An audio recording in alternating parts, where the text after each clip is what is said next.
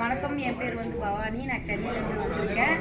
சென்னையிலேருந்து ஏற்கனவே ஒரு மீட்டிங் வந்திருக்கேன். இப்போ ரெண்டாவது வந்து இப்போ ஜெய்ப்பூர்லேருந்து ராஜஸ்தான் வந்திருக்கேன். எதுக்கு வந்திருக்கேன்னா, ஓலா, ஊபர், ரேபிட்டோ, நம்ம யாத்திரை எல்லாமே சேர்ந்து சார்ந்து வரும்போது நம்மளுக்காக என்ன இவங்க பண்ணுறாங்க, அவங்க என்ன பண்ணுறாங்க, ஒன்றையும் பண்ணல. என்னன்னா நம்மளுக்கு சவாரி கொடுக்குறாங்க.